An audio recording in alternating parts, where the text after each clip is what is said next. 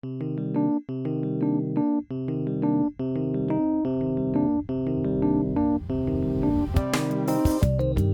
un momento que casi todo el mundo conoce. Es el domingo por la noche. La semana todavía no empezó y ya se siente el peso de lo que viene. No es cansancio, es algo más específico. Una especie de contracción, un estado que el cuerpo reconoce antes de que la mente lo procese. No es necesariamente un mal día, simplemente es el patrón. Y lo curioso no es que exista ese momento, lo curioso es lo que pasa después. La mayoría de las personas que lo sienten igual se levantan el lunes, van, hacen las cosas que tienen que hacer y al final del día, si le preguntas cómo les fue, dicen bien, porque técnicamente fue bien.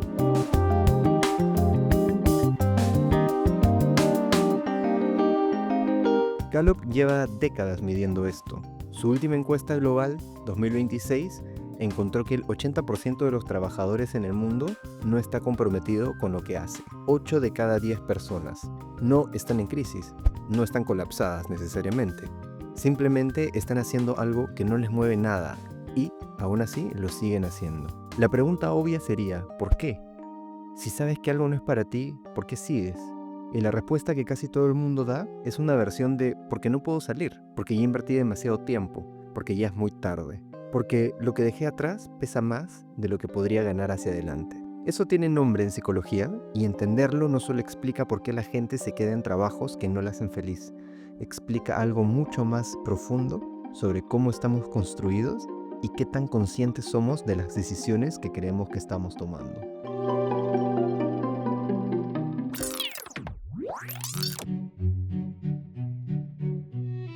En 1985, dos investigadores publicaron un estudio que se volvió uno de los más citados en psicología conductual. Le preguntaron a un grupo de personas lo siguiente: ¿pagaste por una suscripción al teatro de 6 meses? El día de la función que habías planificado hay una tormenta terrible. El viaje va a ser miserable. ¿Vas de todas maneras? Y la mayoría dijo que sí, no necesariamente porque quisiera ir, sino porque ya lo había pagado, ya se había comprometido. A eso se le llama falacia del costo hundido. La tendencia del cerebro humano a tomar decisiones basadas en lo que ya invirtió en lugar de en lo que realmente conviene hacia adelante. Es un error de razonamiento documentado, estudiado y absolutamente universal. Lo vemos en todas partes. La película que sigues viendo a los 20 minutos, que ya sabes que no te gusta, pero ya pagaste la entrada de cine o simplemente ya la empezaste a ver. El proyecto que no está funcionando, pero que le sigues destinando recursos y tiempo porque ya metiste demasiado para dejarlo atrás. La relación que claramente terminó, pero que alguien sostiene porque ya pasaron demasiados años. El cerebro humano no evalúa el presente con los ojos del presente, lo evalúa con el peso del pasado. Y entre más invertiste, más tiempo, más dinero, más energía, es más difícil soltar, aunque soltar sea exactamente lo que tiene más sentido hacer. Hay pocos lugares donde esto es más costoso que en la carrera profesional o, dicho de otra forma, en el trabajo que realizas.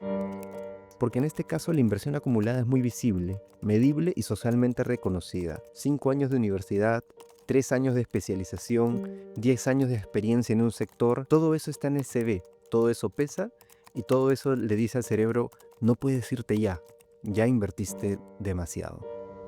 Pero el costo hundido es solo la primera capa, hay algo mucho más profundo que lo sostiene. Cuando alguien elige una carrera, no solo elige una forma de ganar dinero, elige un ecosistema completo, un conjunto de problemas específicos que va a tener que resolver, un tipo de presión que va a tener que aprender a sostener, un lenguaje, una cultura, una jerarquía, una forma de relacionarse con el tiempo y con las personas. Nadie te lo describe así cuando empiezas. Te describen el título, te describen las posibilidades, pero la carga concreta que viene incluida, esa no aparece en el prospecto. El abogado no solo ejerce derecho, carga con la presión de plazos judiciales, la responsabilidad sobre las decisiones que afectan la vida de otras personas, la cultura de facturación por hora que convierte el tiempo en una mercancía constante. El médico no solo atiende a pacientes, carga con la responsabilidad sobre la vida, con el sistema de salud, con la distancia emocional que aprende a construir para no colapsar. El ejecutivo no solo toma decisiones, carga con la política interna, con las expectativas de los accionistas, con la soledad de un rol que no permite demasiada vulnerabilidad. Esa carga es específica, no es transferible, Y en muchos casos, nadie preguntó si la querías antes de asignártela, ni te la advirtieron antes de que la eligieras. Pero hay algo aún más interesante que la carga en sí misma. Es lo que pasa cuando termine el horario.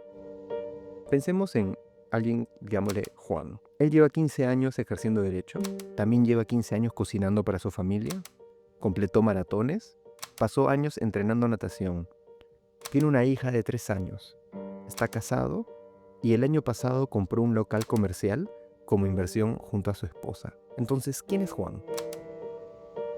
Bueno, lo más probable es que él mismo responda soy abogado, dentro de las primeras líneas al momento de presentarse. Pero no porque las otras cosas no sean reales, son tan reales como el derecho y en algunos casos lleva haciéndolas al mismo tiempo, sino porque hay un documento que dice que es abogado y no hay un equivalente que diga que es cocinero, aunque cocine desde hace 15 años. Tampoco hay un documento que necesariamente resalte todo el tiempo que es padre, aunque es un rol que ocupa cada minuto de su día.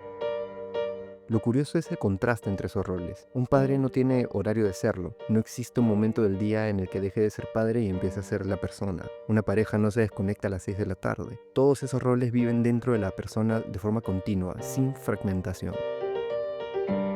El trabajo, en cambio, suele vivir en una burbuja de tiempo y espacio bastante contenida. La persona que sale del trabajo no se desconecta completamente del rol, pero tampoco se integra completamente con ese otro yo que existe fuera. Viven como compartimentos dentro de una misma persona, presentes pero raramente unidos. ¿Por qué el trabajo exige tanta identidad y al mismo tiempo genera esa fractura? La respuesta más honesta es que la sociedad construyó un sistema muy potente para sostener la identidad laboral y no construyó un equivalente para casi ningún otro rol. Existen partidas de nacimiento y contratos de matrimonio, sí, pero no tienen el mismo peso cotidiano que una tarjeta de presentación o una firma de correo electrónico de trabajo. El trabajo captura la primera capa de la identidad con una facilidad que ningún otro rol logra, y eso tiene una consecuencia directa. Cuando piensas en salir, no sientes que estás dejando del trabajo, sientes que estás dejando de ser quien eres. Entonces la pregunta aparece, aunque pocas personas se la hacen así de directo, si el problema no es la cantidad de carga que estás cargando, sino que estás cargando con la carga equivocada. Hay personas que no necesitan poner límites al trabajo porque encontraron algo con lo que quieren fundirse completamente. Un padre no pone límites a ser padre, porque asumimos que la solución con el trabajo es siempre la separación y nunca la integración total con algo que realmente te mueva.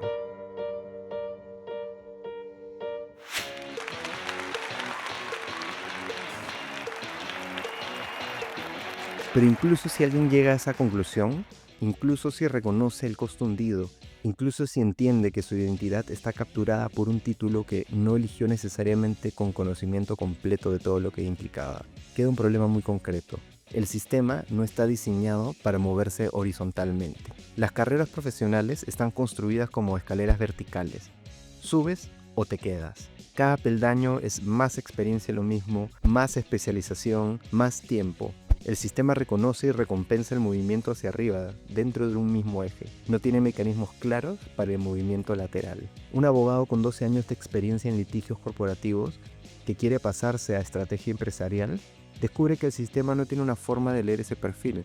No encaja en las categorías preestablecidas. Las ofertas laborales piden 10 años de experiencia específica en la nueva área. La experiencia acumulada, que en términos reales de pensamiento, análisis y toma de decisiones es enormemente transferible y no hay un mecanismo formal de reconocimiento fuera de su carril original. El conocimiento, que debería ser el activo más valioso de una persona, se convierte en una cadena cuando el sistema no sabe leerlo fuera de su casilla. Y hay algo más que esto refuerza. Cada año adicional en el mismo eje no solo suma experiencia, suma identidad. El CV no dice soy una persona con 2 años de pensamiento analítico aplicado a problemas complejos. Dice soy abogado y solo dice eso. Y el sistema lee exactamente eso que dice ahí. ¿Cuántos perfiles extraordinarios, personas con capacidad real de hacer cosas distintas, quedan atrapados no por falta de talento, sino porque el sistema no tiene el lenguaje para leerlos fuera del título que les asignaron hace una década?